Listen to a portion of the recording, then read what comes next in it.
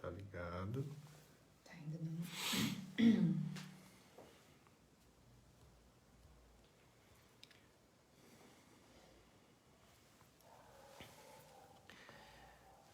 Já dá pra compartilhar? Ainda não apareceu aqui pra mim. Agora sim. Apareceu. Uhum. A Ju já tá por aqui. Ai, que legal. A Jana, Apareceu aqui a Cláudia, Ângela, a Miltinho. Sandra Rencho. Faltam 4 minutinhos, moçada, pra gente começar. Damares, Iracema, boa noite, Iracema. Tia Denir, boa noite. Juliana, boa noite, Ju. A Daniele, boa noite. Boa noite pra você também, a Daniele. Boa noite, Dani. Boa noite, Mara. Massumi, boa noite, Massumi. A Sandra, boa noite, Sandra. Damares.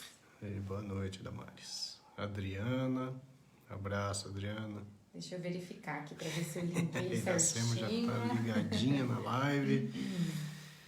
Beleza, Jeremias, meu amigo Jeremias, abraço. Jaqueline. Faltam 3 minutinhos pra gente começar, então, gente. O Adão e a Mila, abraço. Ana Cláudia, a Piace, abraço. Querida Sara. A Ângela e o Everton, boa noite. Daniele Barzon, Adriano Novaes, Mara Pereira, Mário Augusto, Elza Moura. Boa noite, gente. Sejam bem-vindos mais uma vez. Boa noite. Viviane Nascimento, a Jaqueline, a Lilian, Adão, Fernando. sim, o Adão e a Mila. Boa noite, Adão. A Elza, tia Denira, a Jaqueline já está assistindo. Boa noite, Jaqueline, tudo bem? Faltam 2 minutinhos para a gente começar. Boa noite, Adão. Boa noite, Mila. Boa noite, Jaque. Olha, a Regiane. Abraço, Regiane. Ó, meu primo Valtencir. Boa noite, Valtencir, lá de Curitiba. Regiane. Olha a Ângela. Boa noite, Érica, sua linda. Boa noite, Ângela, sua linda também. A Ângela tem amiga de infância. Ó. Quem tem amigo tem tudo, né? Isso aí, pessoal. Vai chegando. A Jane, abraço, Jane. A Tiana. A Ângela e o Everton. Isso aí, moçada. Vai chegando. Faltam uns 2 minutinhos pra gente começar. Ó, a Lilian aí, ó. Abraço, Lilian. Cunhado César assistindo. Abraço, César. Oi, irmão. Ana Cláudia, abraço. Dona Maria Borrasca. Jaqueline Nascimento dando boa noite pra gente. Boa noite. O Eduardo, acho que é filho do meu amigo Netão. Abraço, Eduardo. O craque Ana, seleção, um grande jogador. Tia Analva. Estão elogiando sua voz aí, meu. Ah, é? Muito obrigada. Muito obrigada pela parte que aparece na live. O Mário, fisioterapeuta, fantástico. A Maristéria e a Jaqueline assistindo, abraço. A Thaís, o Walter Barizon. A Lilian Cristina. É. Tá dizendo aqui, sua linda, linda. Obrigada. Desse jeito eu vou me achar aqui. Brincadeira, gente. Muito obrigada pelo carinho de vocês, viu? Aí, moçada. Então, ó, já são 7 horas, né? Então, a gente vai conversar hoje sobre um tema muito interessante que é morte encefálica, né? Então, a gente preparou a live para vocês. Agradecer a minha esposa, a Érica, que é a idealizadora, é quem organiza, quem incentiva, né? A estrela da live. Obrigado, meu amor. Da live o meu menino, o meu filhinho, Miltinho, filhinho cavalo enorme, de 20 aninhos, que está aqui com a gente, sempre participando. E agradecer a presença de cada um de vocês. Tá? É muito importante essa participação e não só a participação aqui, mas a gente fica muito feliz com a repercussão da live. Né? Durante a semana, as pessoas falam no consultório o quanto aproveitaram, as pessoas agradecem, né? As pessoas às vezes fazem críticas para melhorar. Então tem uma participação assim muito expressiva. E o que nós estamos observando é que os que estão acompanhando aí com frequência são pessoas que realmente estão aproveitando. São pessoas inteligentes e pessoas que fazem perguntas inteligentes. E isso está enriquecendo as lives, né? A gente acaba explorando muito bem cada tema. E hoje, como a gente vai falar de morte, hoje tem sorteio, né, meu amor? Claro, os participantes adoram quando tem sorteio e para concorrer, vale a regra, compartilhar o link da live e escrever também eu quero o livro. Eu quero ganhar o livro. Ó, esse então vai ser o livro sorteado hoje, Dissecando a Morte. Esse é um livro que eu lancei em 2012, pela editora Escortece, de São Paulo. É um livro, assim, bastante interessante. É um livro que faz bastante sucesso. Ele é muito vendido no Brasil todo. É um livro que já foi bastante utilizado para seminários em universidade, em escolas públicas. Então, é uma discussão bem ampla sobre a morte. Esse livro ele faz uma discussão filosófica, histórica e científica a respeito da morte, e também uma visão religiosa, tá? A visão que cada religião tem a respeito da morte. Então é um livro bastante completo, bastante interessante. Então quem quiser concorrer, escreva "Eu quero ganhar o livro" e compartilhe o link. Um detalhe importante é que quem não ganhar e quiser adquirir o livro, eu deixei ali na descrição do vídeo o telefone, que é um fone WhatsApp que vocês vão ligar, vão entrar em contato com a Andréia. E a Andréia, então, tem o livro para vender. Todos os meus 5 livros, tá certo? Meu amor, tem bastante boa noite aí. Muito boa noite, aqueles boa noites carinhosos, deliciosos de receber. Ó, a Lu, a Poli, né? Lu Poli tá aqui com a gente sempre, toda segunda-feira, né? A Cirlei Volpe também. A Hortência Garcia, que tá dizendo, seu sorriso sara tudo. Ah, obrigado. É a Dona Hortência Plastina, né? Eu atendi a Dona Hortência, ela é muito querida, minha paciente há muito tempo, uma pessoa muito especial. A Gisele Ferrari Del Vecchio está aqui dando boa noite para nós. O Mário Martins Canas está dando boa noite. Ele já tem pergunta aqui. Já fez uma pergunta. Isso, bom, já tem uma Mário. pergunta. Já a gente volta a essa pergunta, tá, Mário? Obrigada pela participação. Deixa eu ver, a Maristere Scarpellini dando boa noite e a Jaqueline, gente. As duas assistem, sim. Exato. Marair Dayami Marair, também, querida, ó, a Isa Marçal, lá de Curitiba. O pessoal de Curitiba tá sempre com a gente aqui, né? É verdade. Que legal, gente. A Juliane Lobo. Juliane também. é nossa sócia, tá a sempre sócia. presente. A Marley Marchiori. Marley, querida, dando boa abraço, noite. Marley. A Lúcia Keiko Yoshida. Lúcia lá de Londrina. Dando boa noite pra gente. Muito querida também. Boa noite, Lúcia. A Meirielle Barizon. Abraço, aí eu já vi Meirielle. o Walter por aqui. O Walter tá sempre. Sim, é uma Pessoas muito queridas, né? A Rosângela Calisto também. Rosângela, minha amiga. Boa noite, Dr. Milton. Boa noite, Érica. Boa noite, Rosângela. Conceição Zanin também. Sim, Conceição, minha amiga querida também. A Helena Grisio, que é lá de Najá. Helena, abraço, Helena. Isso, tá aqui com a gente, dando boa noite. Ela tá falando, eu sou a Preta. Eu sei, Preta. Cidade do interior é assim, né? Às vezes falando o nome a gente não sabe quem é, mas vem aquele apelido. Sim, a gente já. Mas a Helena sabe. eu conheço. Um abraço para você, viu, Helena? Obrigada aí pela sua participação. A Sandra Reis tá sempre aqui com a gente, dizendo que quer ganhar o livro, a Hilde, a Sony, a irmãzinha, a Viviane, oi, filha, o Carlinhos, que o assistem Davi, juntos, Davi. Ó, a Daniele Barzon tá aqui, sempre simpática. Pra mim, obrigada, viu, Daniele? A sua voz transmite alegria, gostosa de ouvir. Doutor, legal. Muito sábio, gosto muito, muito proveitoso. Como farmacêutico, aprendo muito com o doutor. Que legal, né? Uma honra para mim. Muito obrigado. Muito obrigada pela mensagem de carinho, pela sua participação todas as segundas-feiras por aqui, viu, Daniele? Maravilha. A Ângela, né, que a gente já citou, ela até tá dizendo assim, ó, muito bom livro, já tem o meu, porque a Ângela ganhou esse livro aqui, né, numa live, ela disse que tá amando a leitura. Obrigado, que bacana, ó. Ela teve que parar por uma semana a leitura por causa que a filha, né, foi, aliás, visitá-la. Mas que legal, né? Ela disse que está gostando muito do livro. E esse livro, ele é muito bom mesmo, né, meu amor? Você estava realmente bastante inspirada. Foi uma fase interessante da vida em que eu estava muito voltado para essa parte da morte.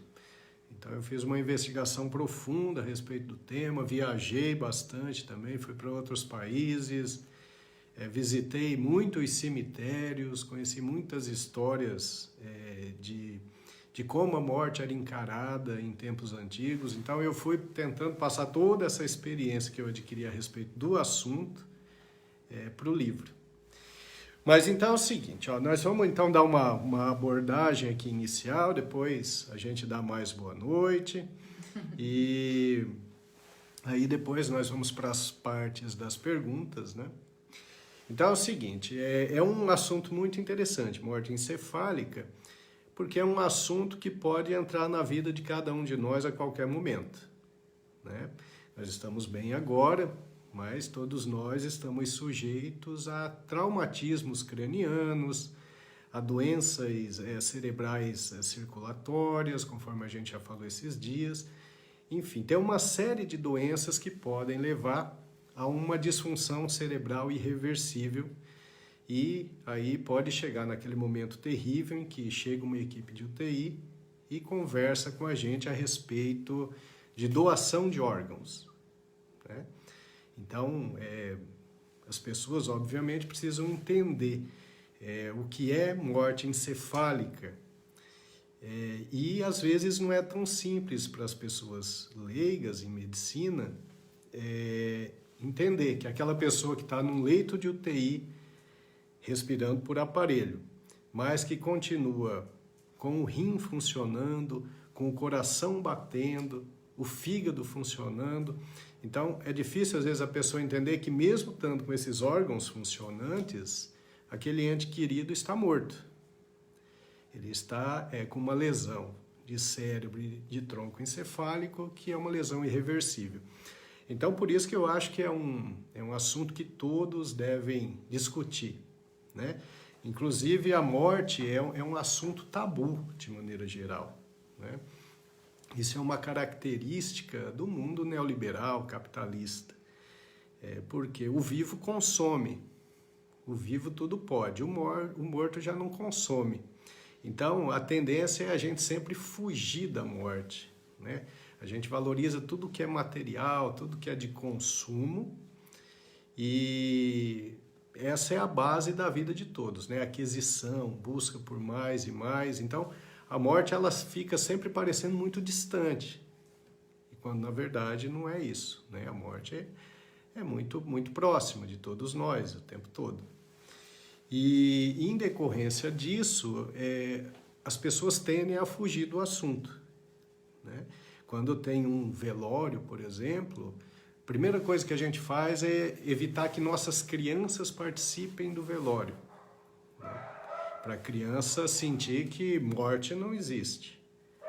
Então não se discute o assunto e vai ficando um assunto longe, desconhecido, e as pessoas tendem a ter medo do desconhecido. Então, quando a gente começa a discutir sobre a morte, sobre seus diversos aspectos, vem um certo alento, porque aí você discutindo, a morte passa a ser um tema conhecido. E aí você já não tem aquele medo todo. Então é muito importante a discussão sobre a morte. Nesse livro eu faço uma discussão bastante ampla sobre como a maneira de morrer vem mudando. Vejam só que afirmação interessante. No século XIX, 90% das pessoas morriam em suas casas. Na atualidade, mais de 70% das pessoas morrem em hospital. Então, até a década de 50, mais ou menos, talvez até o início da década de 60, as pessoas eram donas da sua própria morte. Como é que funciona isso? Bom, o indivíduo recebia um diagnóstico terrível de uma doença que não tinha tratamento e ele ia então passar seus últimos momentos em casa. E aí ele dominava o seu cenário de morte. Ele chamava as pessoas queridas para conversar, ele resolvia os seus negócios pendentes, pedia desculpa para quem ele devia pedir. Então ele arrumava toda a situação e tinha uma morte realmente cheia de paz, né? Cheia de aceitação pelas pessoas que estavam ao seu lado. Com o passar do tempo isso foi mudando, né? Porque a medicina foi evoluindo, começaram a surgir as tecnologias em relação à UTI, e aí mesmo aqueles casos que eram graves demais e que até então não tinham tratamento, começaram a ter. Só que esse paciente era entregue ao hospital, a um corpo técnico de pessoas que iam cuidar de sua saúde até o fim. Muitas vezes essa pessoa conseguia, graças à tecnologia de UTI, sair de uma situação extremamente grave, outras vezes não, né? Mas o fato é que ele acabava morrendo dentro do hospital, que é o que acontece hoje, né? Uma pessoa que vai para a UTI, como é que ela morre, como é que ela termina? Longe dos familiares, próximo só de enfermeiros, de médicos, que cuidam com o maior carinho, na maioria das vezes, mas não é como a família ao lado. É o preço que se paga para ter alguma chance maior de sobrevivência, utilizando então a tecnologia médica. Então, dessa forma, a medicina foi transformando o ato de morrer. Tá? Eu espero que eu tenha sido bem claro. Nesse livro eu faço uma discussão bem mais prolongada, as diferenças, por exemplo, de como era encarada a morte na Idade Média, e depois como isso foi mudando no Renascimento, no pós-Renascimento. Então, sempre as características individuais da morte mudam com o passar do tempo, com a evolução tecnológica, principalmente. E aí os conceitos de morte, eles vão mudando, né? Então, se nós pensarmos lá na Grécia Antiga, no período aristotélico, né? O Aristóteles ele tinha o coração como sendo o centro das emoções e da consciência. Então, na Grécia Antiga, a morte ela só era considerada quando o indivíduo tinha uma cessação das batidas cardíacas. Então, esse era o conceito de morte na Grécia Antiga. Até hoje, né, nós vivemos ainda uma influência muito grande dos conceitos aristotélicos, né? Tudo que a gente vai falar de emoção, a gente fala do coração, quando na verdade é tudo por conta do cérebro, todo comando de emoção, toda consciência. Então hoje a medicina sabe onde está a fonte da consciência, onde está a fonte das emoções, que é o cérebro. Então a partir disso as coisas foram mudando. Então, ali em 1958, o Papa Pio XII, ele fez uma declaração de que a morte, a partir dali, teria que ser definida pela medicina e não pela igreja. Porque até então a morte era quando o indivíduo tinha uma parada respiratória e o coração parava. Então isso era a definição de morte.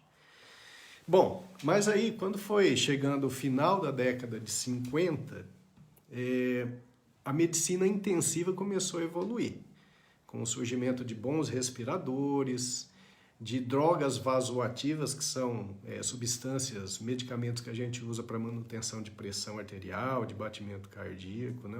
Os catéteres foram melhorando muito. E aí também no final da década de 50, o pessoal começou a evoluir muito na parte de transplante. E aí começou a ter uma discussão ética, porque com o avançar da ciência médica, o avançar da tecnologia de UTI, tinha uma vantagem muito grande, que era o seguinte: mesmo os pacientes muito graves tinham condições de sobrevivência quando entravam na UTI. Essa foi a grande vantagem. Por outro lado, começou a haver um problema também de prolongamento de sofrimento. Como é isso? Às vezes o paciente tinha uma condição clínica muito ruim, ele fazia lesão cerebral irreversível, ele não tinha mais nenhuma chance de sobrevivência, mas os aparelhos acabavam mantendo esse paciente ali por dias, às vezes por semanas, mesmo não havendo chance de recuperação. Então, começou a ter um problema ético, né, que era a possibilidade de você estar com aquela tecnologia toda só prolongando o sofrimento e não aumentando a chance de recuperação. Então aí, na década de 60, na Universidade de Harvard, eles publicaram o primeiro conceito de morte encefálica, que era um tipo de morte em que o indivíduo mantinha o coração batendo, mantinha os rins funcionantes, o fígado funcionava, mas ele tinha lesão de cérebro e de tronco encefálico. E quando essa lesão acontecia, não havia possibilidade de retorno à vida. Bom, não havia possibilidade de retorno à vida, mas graças aos aparelhos era possível manter aqueles órgãos funcionando por um período, e esses órgãos eram excelentes para doação. E nessa época o pessoal da Universidade de Stanford já estava evoluindo muito na parte de transplante. E a partir disso, então, obviamente, ficou claro que esse diagnóstico de morte encefálica ele precisava ser bem definido. E então a medicina vem evoluindo desde aquela época, né, desde esse primeiro critério diagnóstico de morte encefálica, e a gente vem sempre entendendo novas diretrizes de morte encefálica, sempre com muita segurança. Definição de morte encefálica não é igual em todos os países, tá? Então, se a gente for lá para os países nórdicos da Europa, né, nos países da Escandinávia, a gente vai ver que a morte encefálica tem um diagnóstico bem mais fácil, não tem tantas exigências como tem aqui no Brasil. Então, agora, recentemente, em 2017, em novembro de 2017, saiu a última diretriz de morte encefálica, coordenada, então, pelo Conselho Federal de Medicina. Tá? Então, o diagnóstico de morte encefálica ele é extremamente bem realizado no Brasil, né? E em seguida eu vou falar sobre esses critérios, como são esses critérios de morte encefálica. Mário Martins, queria saber sobre isso, os principais exames para constatar a morte cerebral. Isso nós vamos falar. Daqui a pouco, quando a gente falar dos critérios, aí a gente vai falar principalmente dessa última diretriz do Conselho Federal de Medicina, né? E então é isso. A princípio eu queria que vocês tivessem essa noção geral, né, do porquê que veio esse conceito de morte encefálica. Então hoje por que a gente precisa ter essa definição bem precisa, né? Por que precisa ter a definição tão precisa? Porque o indivíduo em morte encefálica ele não tem chance de recuperação, certo? A ciência, isso é um fato científico. O indivíduo em morte encefálica, ele está ocupando um leito, né, num país como o nosso, em que há escassez de leitos de UTI, enquanto ele está ocupando o leito sem nenhuma chance de recuperação, tem uma outra pessoa que tem necessidade do leito e que tem chance de recuperação. E o terceiro ponto, o indivíduo em morte encefálica, ele é um potencial doador de órgãos. Então, esse é um assunto que tem que ter em família, né? Porque hoje a legislação brasileira admite o transplante para as pessoas que manifestaram a sua vontade em vida. Então, é muito importante. Eu, particularmente, já manifestei a minha vontade em vida de ser um doador. Mesmo assim, se eu tiver uma morte encefálica, a minha família ainda vai ser consultada. A minha família precisa autorizar, mesmo eu já tendo dando o meu consentimento em vida.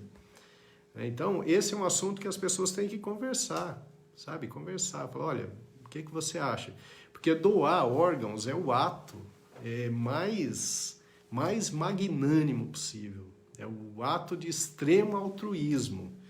Eu tenho muitos pacientes que têm uma vida boa hoje, são produtivos, são pessoas de bem e que só estão vivas por causa do transplante de órgãos, porque receberam um rim, ou receberam um fígado, ou um coração, ou uma córnea, né? De repente, aquela córnea do indivíduo que está em morte encefálica vai fazer uma outra pessoa enxergar. Vocês vejam que coisa maravilhosa. Então, o ato de doação de órgãos é o ato mais bondoso possível que uma pessoa pode realizar, que uma família pode realizar. Tá certo? Sendo assim, você responde um pouco aí a pergunta do Mário Martins, porque ele fez 3 perguntas, ele falou 2, mas aqui eu tô vendo 3, né, sobre a questão da doação dos órgãos, que às vezes era até desejo, né, da pessoa falecida que doasse os órgãos, mas que a família ainda tem um pouco de resistência. Então, o diálogo, né, falar sobre o assunto. Falar sobre, conhecer, né? E entender, eu vou falar daqui a pouco dos critérios, e vocês vão ver que os critérios eles são muito rígidos. Não é possível haver erro no diagnóstico de morte encefálica, né? Mas aí alguém vai falar, eu já vi muito em imprensa leiga, alguém fala, tinha um caso de morte encefálica e a pessoa acordou, né? Isso é algo impossível. Nós vamos falar do diagnóstico diferencial da morte encefálica, né? A pessoa que está em coma, a pessoa que está em estado vegetativo, a pessoa que está na síndrome do cativeiro, que são situações que para as pessoas leigas pode parecer idêntica à situação da morte encefálica, olhando para o ente querido deitado numa cama de UTI. Mas como médico, como neurologista e mesmo intensivista, a gente consegue fazer a diferenciação com exame clínico e alguns exames complementares que a gente vai falar daqui a pouco. Bom, então, prosseguindo aqui, vamos dar um pouquinho mais de boa noite. Vamos lá, boa noite é a parte legal.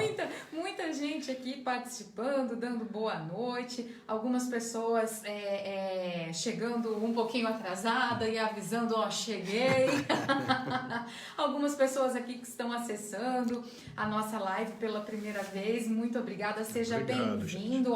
O Fábio da Silva já deu boa noite para nós, o Adenilson de Paula, que inclusive até dividiu uma situação, né, que ele vivenciou de quase morte por causa de um traumatismo craniano, ficou durante muito tempo nesse livro aqui tem um capítulo de quase morte, da situação de quase morte, né?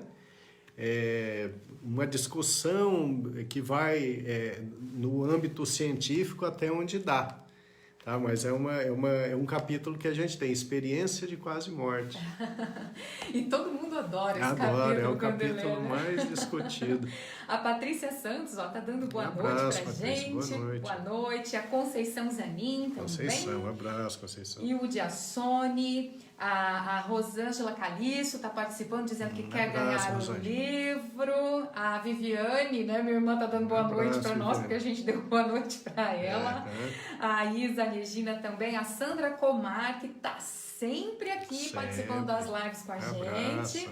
A Eugênia Demétrio também, dando boa noite. O nosso vice-prefeito, Jair Milani, uma honra, Jair, abraça. Que legal. Ana Paula Bim, Maldonato lá de Najá participando. A Val Bressan também. Val, nossa sócia também. Abraço, Val. Deixa eu ver a Sônia Frederico Sônia, querida, participando. abraço. A Nilza Moreira, Irene Suzuki. Abraço. Irene, abraço, Irene. Olha só, a Josiane Cristina Ribeiro, ela está participando, dando o seu boa noite, está dizendo que está sendo um enorme conhecimento que ela está adquirindo por meio das lives. Então ela está agradecendo a você por isso. Nós que agradecemos a confiança e a participação. E olha só que mensagem mais carinhosa e gostosa de ler, né? A Jane Zanata, ela está dizendo que ama estar com a gente nas segundas-feiras. A Jane é muito querida, abraço, Jane. Muito bom, viu?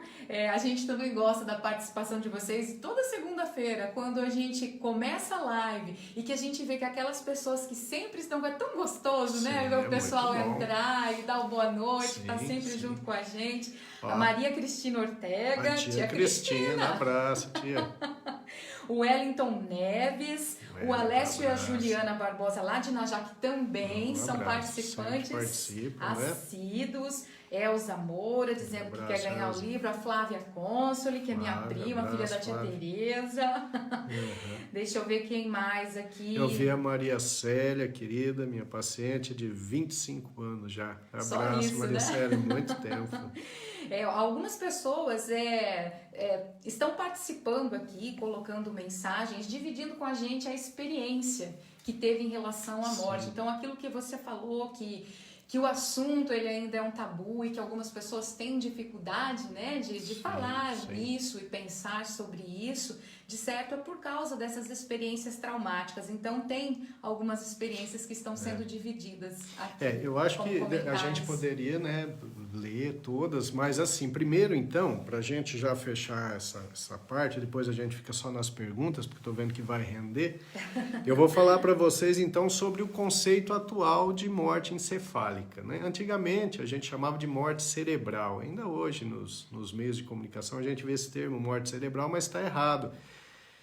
Porque assim, o cérebro é só a parte dos hemisférios, do diencéfalo, mas aí tem o tronco cerebral, que é o tronco encefálico, onde tem mesencéfalo, ponte, bulbo. Então, quando a gente junta o cérebro, o cerebelo, que é a estrutura do equilíbrio, e o tronco encefálico, que liga o cérebro à medula, então a gente tem um encéfalo. Só se faz o diagnóstico de morte encefálica quando a gente tem todos os achados de problema, de doença, de lesão irreversível que acomete cérebro e tronco encefálico, para não ter nenhuma chance de erro. Né? Na década de 60, o Dr. Plum, Dr. Posner, da Universidade de Cornell, eles já mostraram o seguinte, que quando o indivíduo tinha uma lesão total do córtex cerebral, ele fazia então o chamado coma de Passé, que aquele coma ele já é irreversível, já não volta, mesmo o indivíduo tendo ainda alguma função de tronco encefálico. Só que por critérios excessivos, eu diria que isso é importante, porque a gente tem que ter certeza do diagnóstico, a gente sempre leva em consideração a lesão cerebral e de tronco encefálico. O Conselho Federal de Medicina, ele sempre foi muito ativo no sentido de determinar as diretrizes de morte encefálica, tá? E aí, então, agora em novembro de 2017, foi a última atualização, e nessas diretrizes, que não mudaram muitas coisas, não, o que mudaram mais foi o intervalo entre um exame e outro para definição de morte encefálica. Mas é necessário aqui, 4 itens básicos para o diagnóstico de morte encefálica. Primeiro, causa de lesão tem que ser conhecida, né? Então nós temos que ter um diagnóstico. Pode ser um trauma craniano, uma hipertensão intracraniana, uma hemorragia intracerebral volumosa, enfim, a gente tem que ter um diagnóstico para essa situação de lesão irreversível de cérebro e tronco encefálico. Essa é a segunda característica. Essa lesão ela tem que ser irreversível. Ela não pode ser passível de nenhum tipo de tratamento. Tá? Terceiro, a legislação brasileira exige exame comprobatório. Tem que ter exame complementar mostrando. Não é assim no mundo inteiro. Existem alguns países europeus que não exigem o exame comprobatório. Aqui no Brasil é exigido. Então, para vocês terem uma ideia, que as exigências do Conselho Federal de Medicina para o diagnóstico de morte encefálica são bem severas. O quarto item é que o paciente tem que ser avaliado por 2 médicos credenciados para isso. Então, tem que ser pelo menos tem que ser neurologista, e aí pode ser um intensivista para fazer o outro exame. E é importante que esses médicos não tenham nenhum tipo de relação, nenhum tipo de conflito de interesses com equipes de transplante, tá certo? Para tirar completamente o viés de interesse de retirar órgãos, tá? Então, os critérios são bem importantes. Quanto a exames que se faz para definir morte encefálica, né, uma pergunta que o Mário fez, o que a gente mais utiliza é o eletroencefalograma. Então, o eletroencefalograma, na morte encefálica, ele mostra um padrão que nós chamamos de isoelétrico. Então, é um eletroencefalograma que não tem ali ondas com nenhum tipo de amplitude, com nenhum tipo de frequência. É simplesmente isoelétrico, é só um risquinho, assim, né? E aí tem os eletrodos colocados em múltiplas áreas cerebrais, e esse diagnóstico de morte encefálica ele só é feito com certeza quando o traçado está isoelétrico. Além do exame complementar, a gente faz os exames para ver a função de tronco cerebral. E aí são coisas técnicas, né? Mas reflexo córneo-palpebral, óculo cefálico, córneo vestíbulo coclear, o teste da apneia. Então, são testes que a gente faz para avaliar a função de tronco. E para a gente ir para o eletroencefalograma, não pode ter nenhuma função de tronco. Então, não tem nenhuma função de tronco, a gente já tem certeza que o paciente já está em óbito, já está em morte encefálica. Mesmo assim, a gente vai fazer o eletroencefalograma. Se esse eletroencefalograma tiver um mínimo de atividade, porque às vezes tem alguma ilha cortical, alguma ilha cerebral funcionante, a gente já aborta o diagnóstico de morte encefálica, não dá para fazer mais. Então a gente volta, vai investir no paciente, vai tratar o paciente, tempos depois a gente vai repetir esse eletroencefalograma. Então esse diagnóstico de morte encefálica, ele só é feito com uma certeza absoluta. Não pode ter a menor chance de erro. Um outro exame bastante utilizado também é a arteriografia, né? É um exame que você injeta contraste na artéria da pessoa e você olha lá para o cérebro, você radiografa e vê que não chega sangue lá, né? Ou seja, o cérebro está completamente morto. Então, isso é um critério, isso ajuda muito nos critérios diagnósticos, tá? A arteriografia cerebral.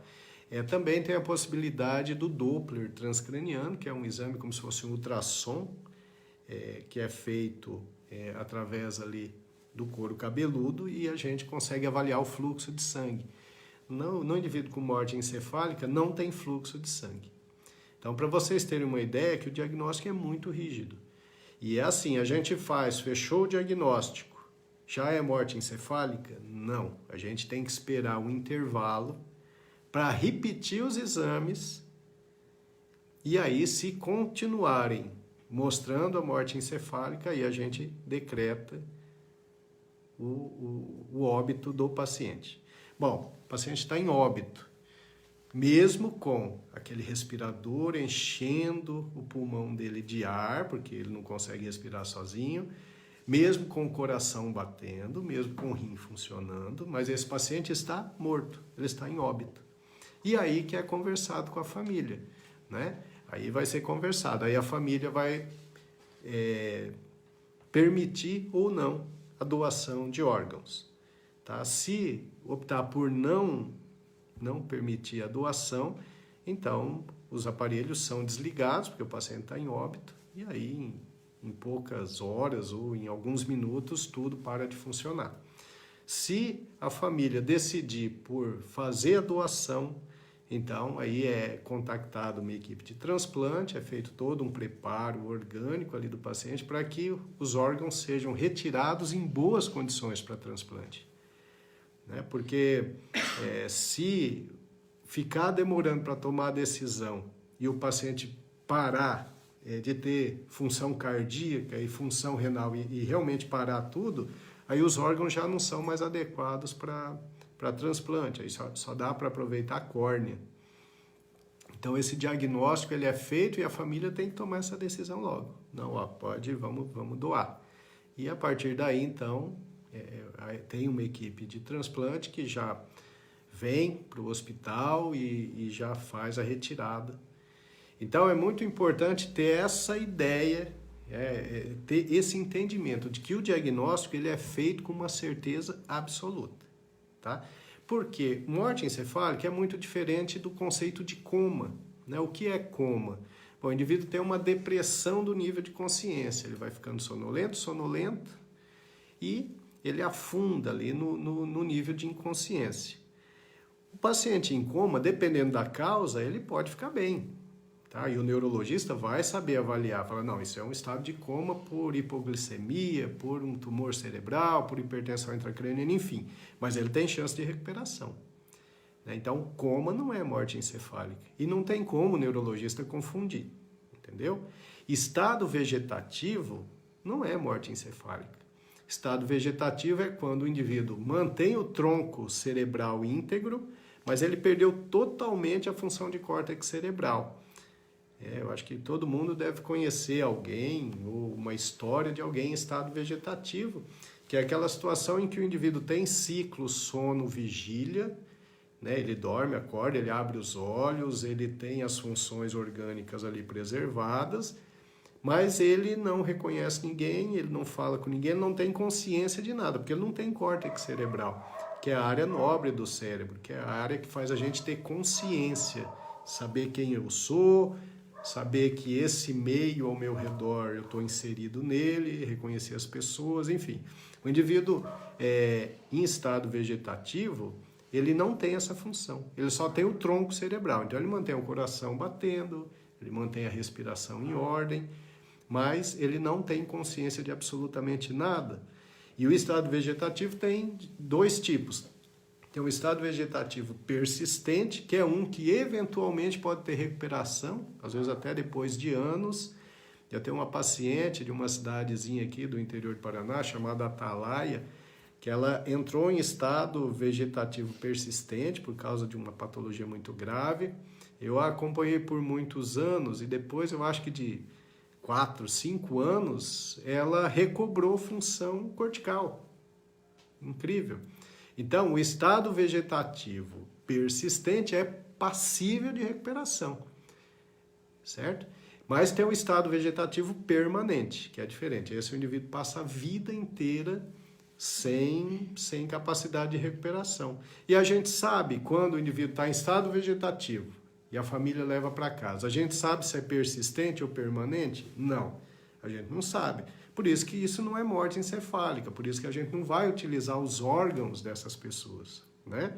Porque essas pessoas são passíveis de recuperação, entende? E tem o caso do Locked-in síndrome, que é a síndrome do cativeiro, que é ao contrário do estado vegetativo, em que o indivíduo faz uma lesão de tronco cerebral, onde passam as vias motoras, as vias que vão fazer com que a gente mexa braço, perna. Então a gente perde totalmente os movimentos, mas o córtex cerebral está íntegro. O único movimento que a pessoa preserva é um movimento, porque ele tem comando mesencefálico, que é o movimento vertical de olho. Então, o que significa isso? O indivíduo não consegue mexer um único músculo, mas ele está consciente, ele está orientado, ele sabe tudo o que está acontecendo, ele está ouvindo, mas ele não pode mexer absolutamente nada. E aí ele começa a manter contato com o mundo exterior através dos movimentos verticais de olho. Né? Então, nós temos um caso de um amigo muito querido, né, que uma boa parte de vocês aí deve até conhecer, que é um indivíduo extremamente inteligente, que ainda hoje coordena a vida da família, através de movimento vertical de olho, né? Ele não mexe absolutamente nada. Então, essa é a síndrome do cativeiro. Então, síndrome de cativeiro não é morte encefálica. Então, o neurologista ele é capacitado para diferenciar cada tipo dessa situação. E o diagnóstico de morte encefálica é feito com total segurança. Acredito que dessa forma você acaba aí respondendo a curiosidade de várias pessoas, né? Por exemplo, a tia Cristina, ela já manifestou por aqui o desejo dela em doar os órgãos, mas ela tem a curiosidade de saber, por exemplo, quando as pessoas são diagnosticadas, né, com morte encefálica, mas acorda após um certo tempo. Então isso não é possível, tia. Né? Não é possível. Morte encefálica é completamente irreversível. O que tem reversão são essas outras situações, né? O estado vegetativo persistente, um coma por uma patologia grave, mas que tem capacidade de reversão. O diagnóstico de morte encefálica, ele não é passível de erro e não é possível ter recuperação. Não é possível. Muito bem. E a Juliane Lobo, ela está perguntando assim, quanto tempo uma pessoa pode durar ali com morte encefálica? Acredito que com essa pergunta é boa. A Juliane sempre faz umas perguntas boas, sim. né? Então, quando a gente faz o diagnóstico de morte encefálica, o correto, na teoria, é a gente desligar os aparelhos, independente da família querer doar órgãos ou não. Né? Por quê? Porque como é uma situação irreversível, não tem sentido a gente ficar mantendo aquela pessoa no aparelho, prolongando o sofrimento da pessoa e da família e ocupando um leito de altíssima complexidade que pode salvar a vida de alguém que tem chance. Então, o correto, pela legislação, é realmente desligar, porque o paciente já está morto. Em algumas situações, a gente, às vezes, acaba deixando ali algumas horas. Normalmente, os órgãos vão parar algumas horas depois. Não dá para precisar, porque depende muito da condição orgânica de cada um. Mas, normalmente, ali em 24 horas, no máximo 48 horas, os órgãos vão parar. E aí, mesmo com o respirador, esses órgãos vão parar e não vão servir mais para doação. Olha, a tia Nalva que está participando e ela está fazendo uma pergunta mais ou menos nessa linha, né? Com a morte encefálica comprovada, a respiração pulmonar ela é mantida por aparelhos ou ela fica ali normal, não, né? Não, é por aparelho. Por aparelhos, né? Em morte encefálica, como tem a lesão do tronco encefálico, a pessoa já não é mais capaz de respirar por conta própria. Tem um teste que a gente faz, que é o teste da apneia, em que a gente desconecta o respirador, coloca um catéter de oxigênio para manter a oxigenação adequada e espera um pouco. Por quê? Quando o indivíduo fica sem respirar, a pressão parcial de dióxido de carbono vai aumentando no sangue. Quando chega ali a um nível de 60, estimula o tronco cerebral e aí a pessoa volta a respirar. Na morte encefálica, quando a gente faz esse teste, o dióxido de carbono chega a 60 e a pessoa não respira, pode chegar a 80, 100, por quê? Ali já tem uma lesão irreversível. Então você conecta de novo o aparelho e segue ali os exames de rotina de morte encefálica. Então, se está em morte encefálica, não consegue respirar sozinho, só se mantém a respiração pelo aparelho. E aí ela continua, né? Como o coração continua pulsando se não possui vida cerebral? Sim, então, sim. O aparelho, porque assim, o coração, ele funciona de forma automática, não é? O coração, quem coordena a função cardíaca é o sistema nervoso autônomo. O sistema nervoso autônomo, que é o sistema nervoso simpático e parasimpático, ele é medular, tá certo? Ele é medular. Então, mesmo o indivíduo não tendo mais função cerebral, função de tronco encefálico, mas o coração, de forma reflexa, continua batendo, tá? Mas esse coração está batendo em um cadáver. Né? É sempre essa dificuldade de entender, essa realmente é a mais comum, né?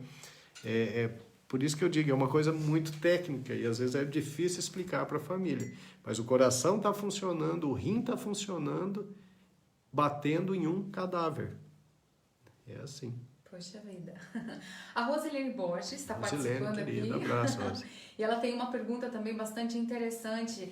Ela quer saber assim, se em termos práticos os familiares têm direito à informação de quem são os receptores dos órgãos doados pelo doente. Não, normalmente não, né?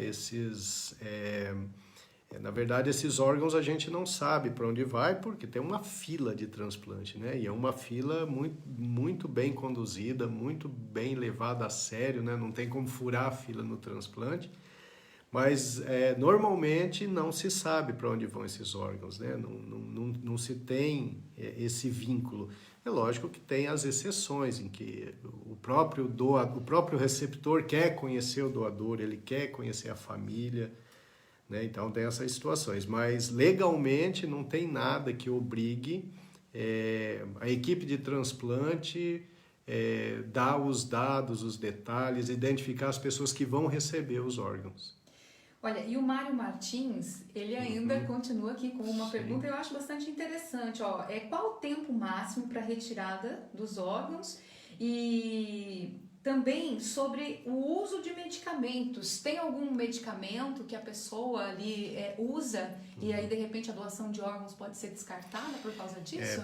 Tem algumas situações. Bom, primeiro o tempo, né? Esse tempo é muito variável, porque a partir do momento em que você diagnostica, tem a morte encefálica, você vai usar todo o artefato, todo o aparato de UTI para manter uma boa perfusão de rim, não é?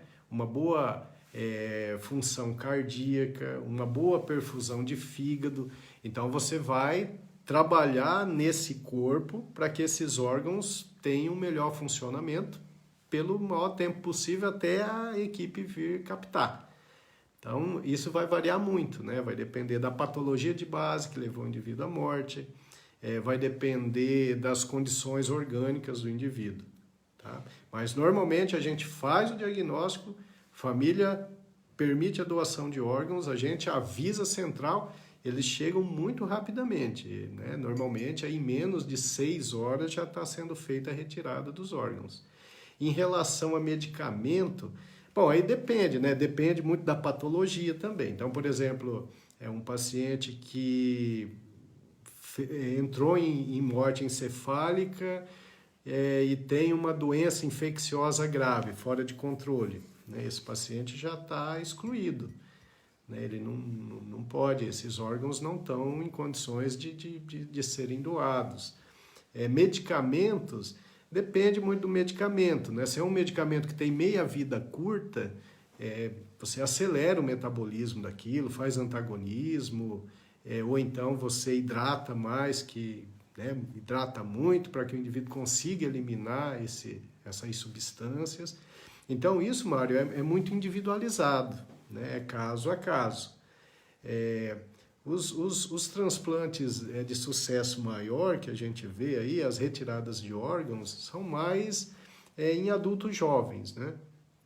Você vê que geralmente são vítimas de acidentes automobilísticos, então são pessoas de saúde muito boa. Aproveitando que você está falando isso, alô, quer saber disso? Alô, Ana, né? Qual a idade máxima para doar órgãos? Não tem uma idade máxima, né? Tem uma idade mínima, que são 7 dias, né? Mas idade máxima eu acho que depende do estado de saúde do indivíduo, né? É claro que quando o indivíduo vai ficando mais idoso, os órgãos já não são tão bons, né? Se a gente imaginar ali uma pessoa de 65 anos, ele pode até ter uma saúde boa, mas já pode ter uma reduçãozinha de função de rim, já tem um fígado que não metaboliza tão bem. Mas eu acho que isso varia muito de pessoa para pessoa. Acho que uma pessoa que se cuida muito bem, que tem uma saúde orgânica muito boa, de repente ele pode doar até uma idade um pouquinho mais avançada. Mas isso não tem uma regra, assim, idade, essa idade daqui para lá não pode, daqui para cá pode. Não, porque depende muito da condição orgânica de cada um. Olha, a Márcia Cipriano, ela está participando pela primeira vez da live. Que legal, abraço, e ela disse Márcia, que a partir de agora não vai perder mais. Que bom, obrigado. E ela já interagiu várias vezes aqui no chat. E ela está dizendo assim, pois é, se o senhor não explica tudo isso, nunca iria saber sobre o estado vegetativo do ser humano, né? A diferença. Sim, sim. Aproveitando aqui essa questão do estado vegetativo, a Yasmin Bombeste de Oliveira, ela está, né, fazendo uma colocação, ela está dizendo assim, se a dificuldade em saber que o estado vegetativo durará um tempo ou a vida toda, né? Se isso tem alguma relação com a proibição da eutanásia no Brasil. Nossa, esse assunto é um bom assunto também, polêmico, né? Da eutanásia, né?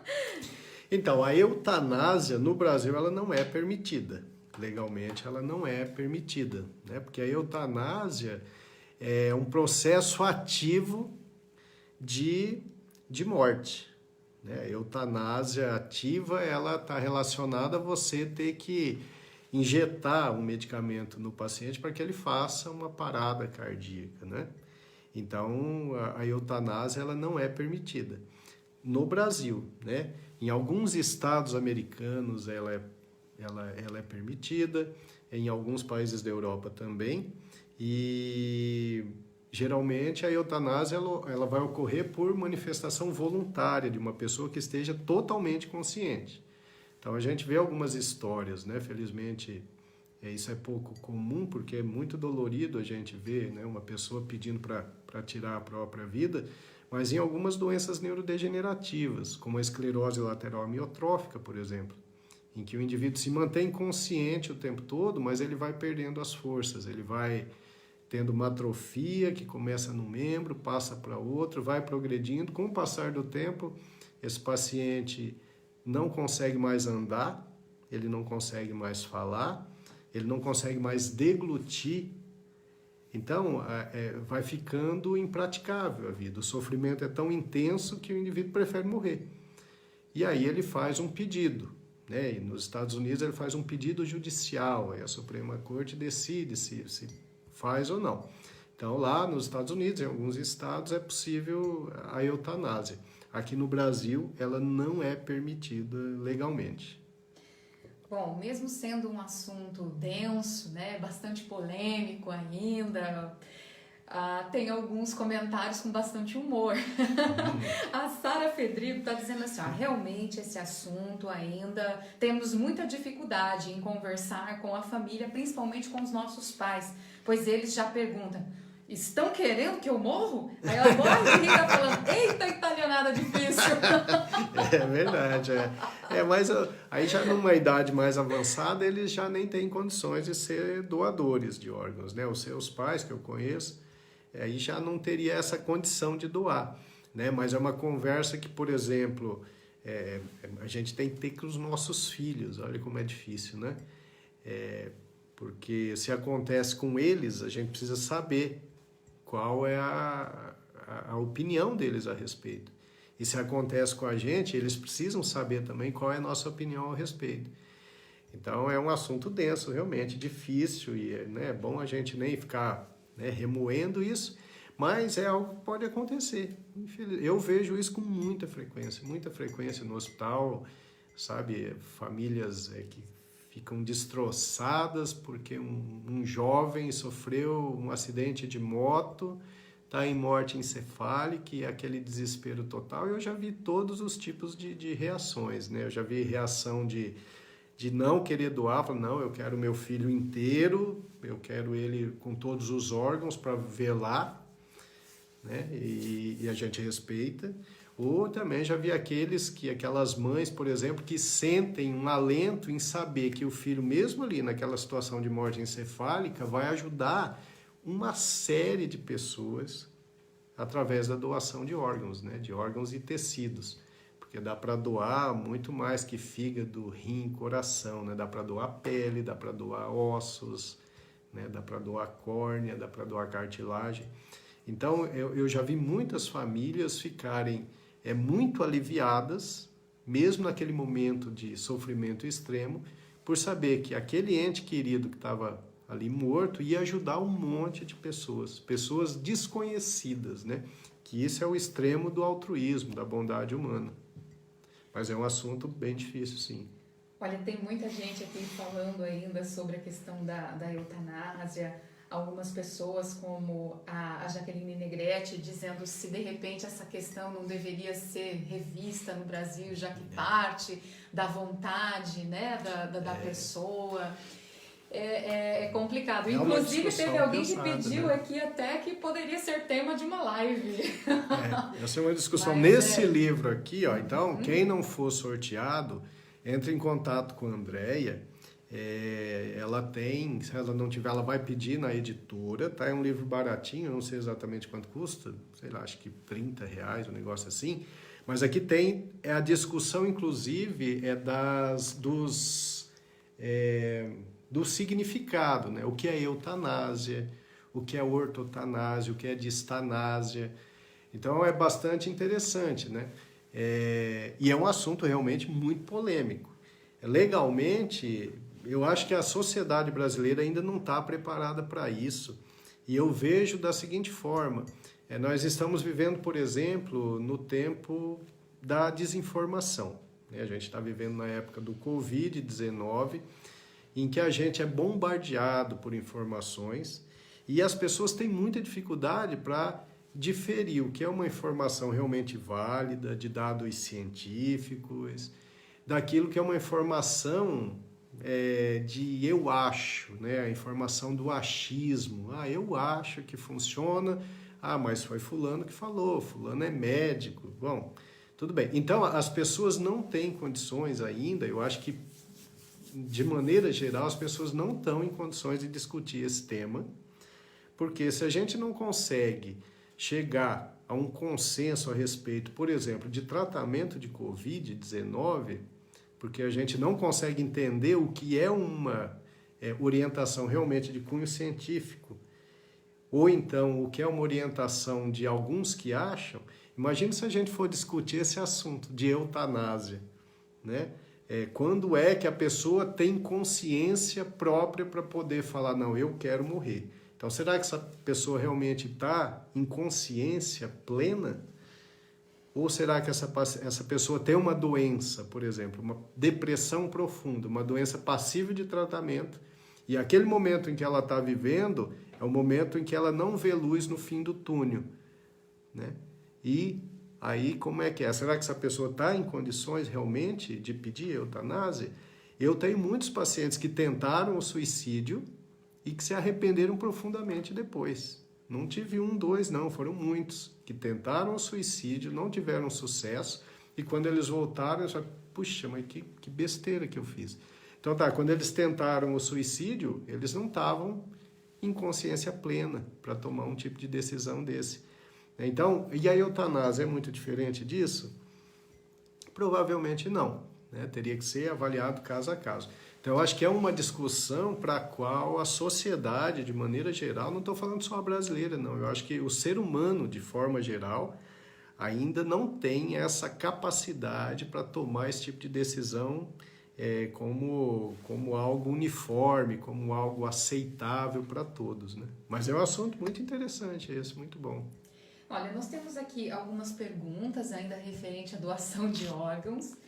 Nós temos uma pergunta muito especial que eu vou deixar para o final, que eu acho que é uma curiosidade geral. Gente, porque assim, hoje a gente o horário já está acabando, né?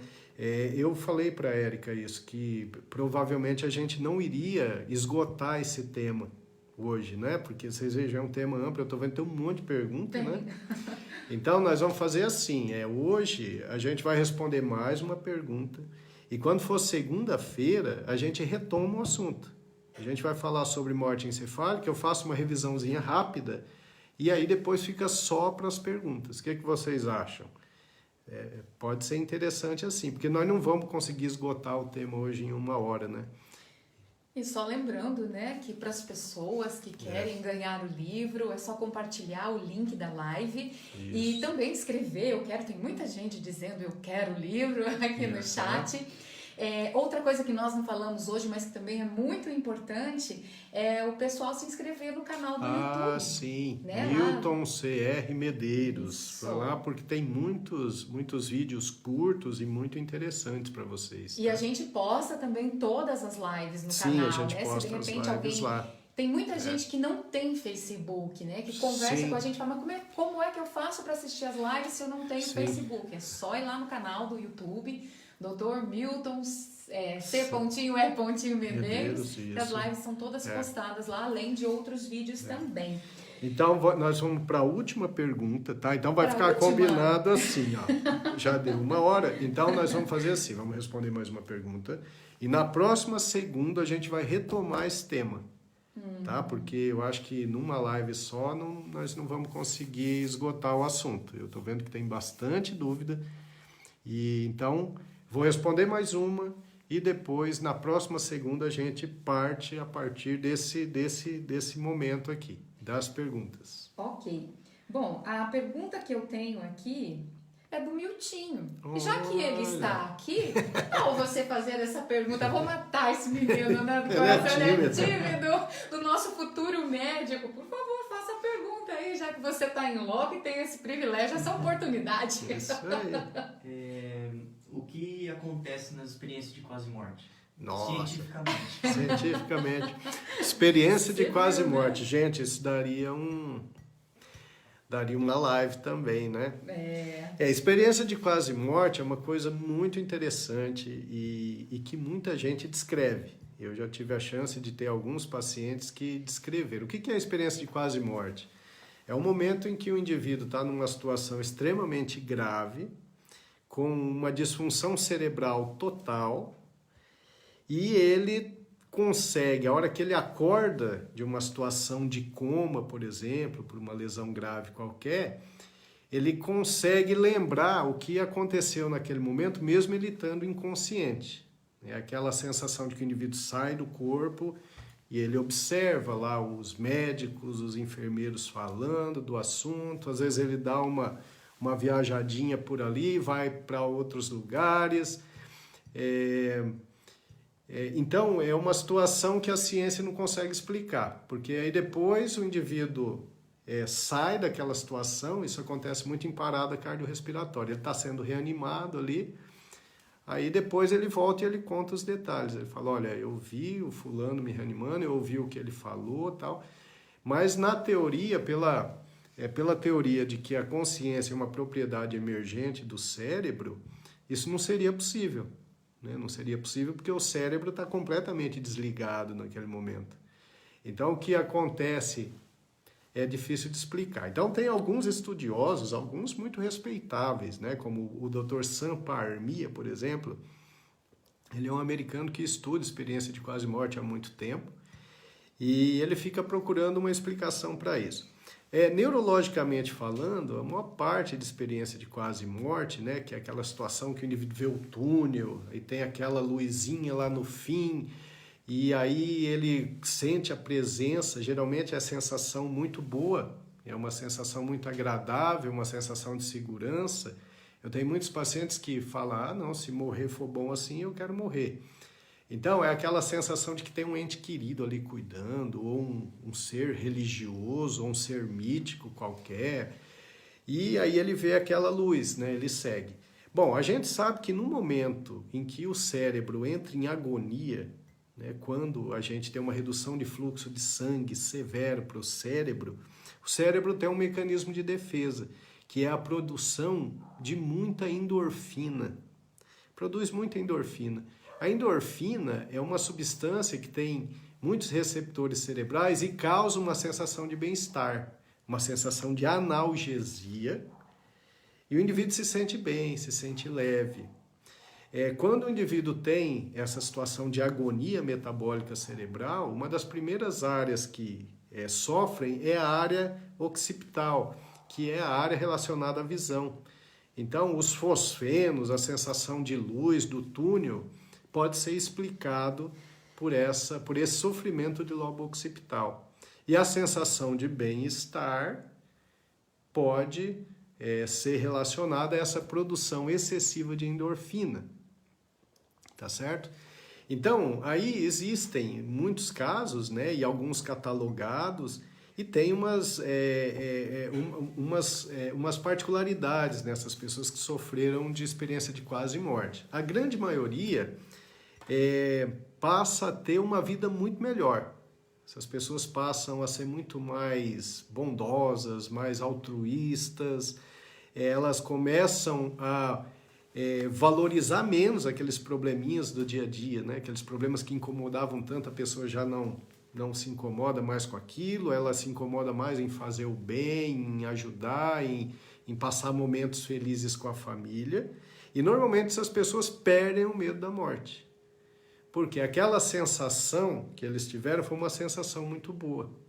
Então, até um ponto, a gente consegue explicar cientificamente que seria essa liberação excessiva de endorfina no momento de sofrimento cerebral extremo. Tá? Mas tem algumas situações que a gente não consegue explicar, tá? Porque algumas situações as pessoas conseguem se sentir em outros lugares, então presenciar outras coisas em outros lugares, e quando volta do coma consegue contar.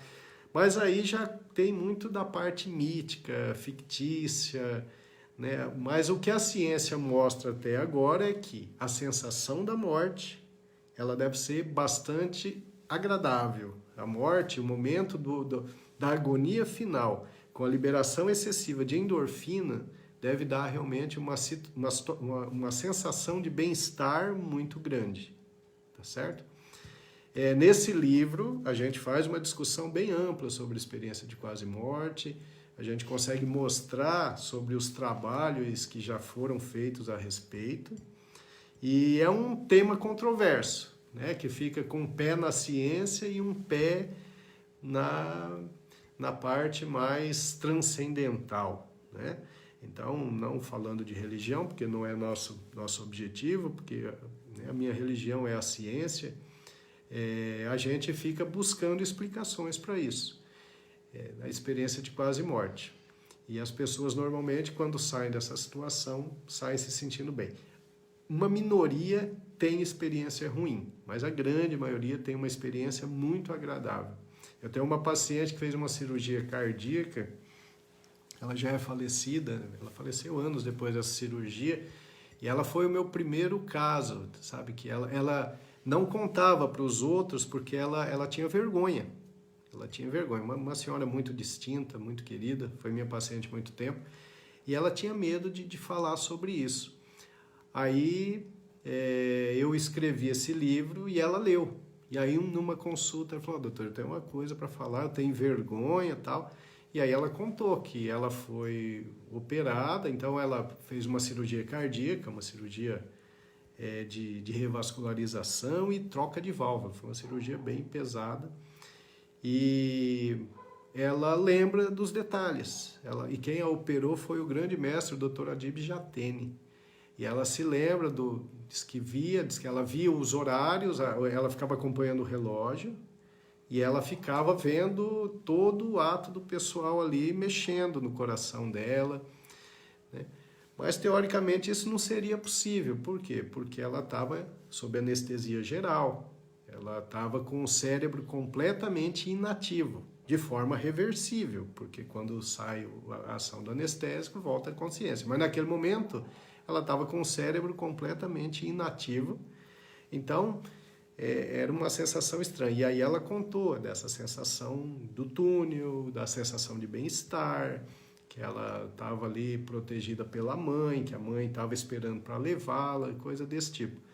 Então, aí a gente fica pensando se realmente foi algo que aconteceu naquele momento ou será que ela sonhou com isso. Inclusive, isso era uma dúvida que ela tinha. Ela perguntava para mim: doutor, será que isso foi um sonho meu? Será que eu idealizei isso tudo e depois eu perdi a noção do tempo ali e eu acho que foi assim, mas foi algo que eu imaginei, algo que eu criei? Eu não sei, realmente eu não tenho a resposta para isso. Tenho a resposta para a situação de bem-estar que acompanha os momentos finais de vida no sofrimento cerebral. Respondida a sua questão? Pergunta boa, né? Muito boa. Inclusive, nós tínhamos, né, uma pergunta aqui da Irene Galina a respeito disso, né? Se o paciente em coma na UTI, ele tem condições de ter uma noção daquilo que está acontecendo ao seu redor, não. se ele Em ouve coma, o que as pessoas que é lógico, falam. tem que graduar o coma, né? Então, porque tem coma desde o coma leve, em que o indivíduo ouve alguma coisa, e às vezes ele consegue até abrir o olho, mas tem os comas mais profundos, né? Até que chega aquele coma que a gente chama de Glasgow 3, que é um coma em que o indivíduo não tem mais córtex cerebral funcionante. Então, ele não tem como notar nada, ele não tem como sentir nada, né? Então, e por falar na Irene, né, que é uma amiga querida, inclusive estudou com você, Sim. foi minha professora, depois Sim. nós Irene juntas. dançou quadrilha comigo quando eu era criança, né, Irene? Pois é, mas a Irene, ela tá falando sobre o livro Dissecando a Morte, e ela disse, a professora a Irene é uma excelente professora, uma das melhores que eu já vi, e ela trabalhou esse livro na disciplina de ensino religioso com os alunos. Que legal. Né? Esse livro também já foi trabalhado, né, num dos colégios que eu já trabalhei, lá o Colégio Barão do Rio Branco. Um abraço para todo mundo de lá. Muito tempo trabalhando lá naquela escola, tenho um carinho imenso pelas pessoas de lá. Mas esse livro também já foi trabalhado na disciplina de filosofia, por exemplo. Sim. Né? Então é bem bacana isso. Maravilha, gente. Estamos chegando ao final. Eu acho que nós já passamos 10 minutos e aí quando for na próxima segunda a gente retoma o assunto. Né? Nossa, né? Tanta gente aqui participando da live, nós não conseguimos dar todos os boa noites, mas que fique aqui de uma forma geral o nosso agradecimento, né? As manifestações, principalmente aquelas manifestações de carinho que deixa a gente tão motivado para estar aqui na outra semana novamente, né? As mensagens que a gente recebe depois via áudio, WhatsApp, que você compartilha comigo. A dona Angelina, que a gente não pode deixar de falar, né? Que delícia ouvir aquela mensagem. Muito gostoso mesmo. Então, obrigada a todos, né? Que participaram com a gente. Gente, então é isso, tá? Muito obrigado pela participação, pelas perguntas inteligentes. Então, segunda, as perguntas que a gente não respondeu hoje, vocês vão refazê-las na próxima semana, né? Se vocês quiserem ler um pouquinho também sobre morte encefálica, sobre morte, para enriquecer a discussão, vai ser muito legal, tá? Então, quero agradecer a participação de cada um de vocês, agradecer o Miltinho e agradecer o meu amor, a Érica, que está aqui participando e que organiza toda a live, tá? A estrela da live. Você e o seu conhecimento não, né? Imagina, eu sou só a companheira. Então tá, gente. Muito obrigado por tudo, tá? E até a próxima segunda, então. Tchau, Grande gente. abraço. Beijo. Tchau, beijo.